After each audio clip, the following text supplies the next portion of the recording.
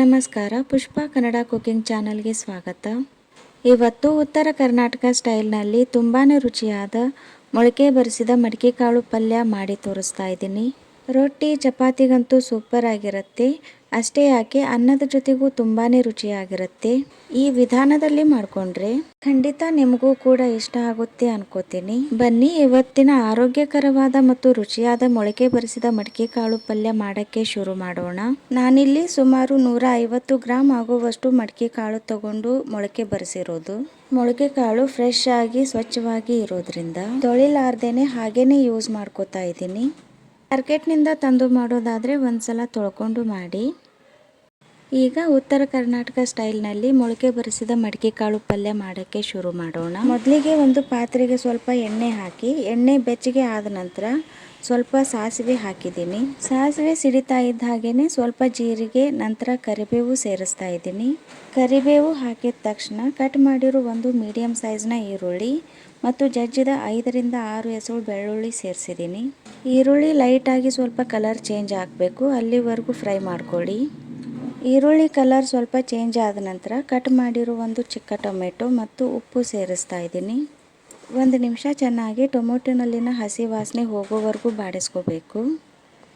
Tomato ಹಸಿ ವಾಸನೆ ಹೋಗೋವರೆಗೂ ಬಾಡಿಸಿದ ನಂತರ ಸ್ವಲ್ಪ ಅರಿಶಿಣ ಪುಡಿ ಸೇರಿಸಿ ಚೆನ್ನಾಗಿ ಮಿಕ್ಸ್ ಮಾಡ್ಕೊಳ್ಳಿ. ಅರಿಶಿಣ ಪುಡಿಯನ್ನು ಬಿಸಿ ಎಣ್ಣೆಯಲ್ಲಿ ಚೆನ್ನಾಗಿ ಮಿಕ್ಸ್ ಮಾಡಿಕೊಂಡು ಲೋ ಫ್ಲೇಮ್ ಮಾಡಿ.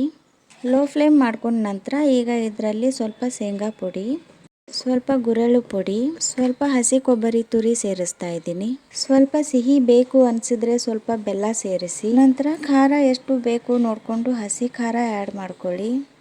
ಕೊನೆಗೆ ಒಂದು ಚಿಕ್ಕ ನಿಂಬೆ ಗಾತ್ರದ ಹುಣಸೆ ಹಣ್ಣಿನ ಹುಳಿ ಸೇರಿಸ್ತಾ ಇದ್ದೀನಿ. ಹಸಿ ಕೊಬ್ಬರಿ ತುರಿ ಬೇಡ ಅನಿಸಿದರೆ ಸ್ಕಿಪ್ ಮಾಡ್ಕೋಬಹುದು. ಮನೆಯಲ್ಲಿ ಇದ್ದರೆ ತುರಿದು ಆ್ಯಡ್ ಮಾಡ್ಕೊಳ್ಳಿ, ಪಲ್ಯ ಟೇಸ್ಟ್ ಚೆನ್ನಾಗಿರುತ್ತೆ. ಚೆನ್ನಾಗಿ ಮಿಕ್ಸ್ ಮಾಡ್ಕೊಂಡ ನಂತರ ಪಲ್ಯ ಎಷ್ಟು ತಿಳಿ ಬೇಕು ಗಟ್ಟಿ ಬೇಕು ನೋಡಿಕೊಂಡು ನೀರು ಸೇರಿಸಿ. ನಾನಿಲ್ಲಿ ಗಟ್ಟಿ ಪಲ್ಯ ಮಾಡ್ತಿರೋದ್ರಿಂದ ಕಡಿಮೆ ನೀರು ಸೇರಿಸಿದ್ದೀನಿ.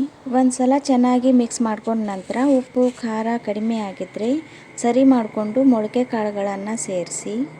ಮೊಳಕೆ ಕಾಳು ಸೇರಿಸಿದ ನಂತರ ಒಮ್ಮೆ ಚೆನ್ನಾಗಿ ಮಿಕ್ಸ್ ಮಾಡ್ಕೊಳ್ಳಿ. ಚೆನ್ನಾಗಿ ಮಿಕ್ಸ್ ಮಾಡ್ಕೊಂಡ ನಂತರ ಮತ್ತೆ ಲೋ ಫ್ಲೇಮ್ ಮಾಡಿ. ಲೋ ಫ್ಲೇಮ್ನಲ್ಲಿನೇ 3 ರಿಂದ 4 ನಿಮಿಷ ಮುಚ್ಚಳ ಮುಚ್ಚಿ ಬೇಯಿಸ್ಕೋಬೇಕು. ಮಧ್ಯದಲ್ಲಿ 1-2 ಸಲ ಮುಚ್ಚಳ ತೆಗೆದು ಚೆನ್ನಾಗಿ ಮೇಲೆ ಕೆಳಗೆ ಮಾಡಿ ಮಿಕ್ಸ್ ಮಾಡ್ಕೋಬೇಕು. ಯಾಕಂದರೆ ಶೇಂಗಾ ಪುಡಿ ಕೊಬ್ಬರಿ ತುರಿ ಹಾಕಿರೋದ್ರಿಂದ ಪಲ್ಯ ತಳ ಹಿಡಿಬಹುದು.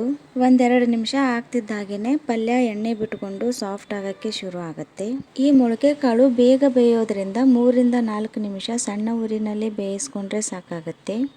ಚೆನ್ನಾಗಿ ಬೇಯಿಸ್ಕೊಂಡ ನಂತರ ಕೊನೆಗೆ ಫ್ರೆಶ್ ಆಗಿರೋಂಥ ಕೊತ್ತಂಬರಿ ಸೇರಿಸಿದ್ರೆ ತುಂಬಾ ಟೇಸ್ಟಿಯಾಗಿರೋ ಮೊಳಕೆ ಬರಿಸಿದ ಮಡಿಕೆ ಕಾಳು ಪಲ್ಯ ಊಟಕ್ಕೆ ರೆಡಿ ಆಗುತ್ತೆ.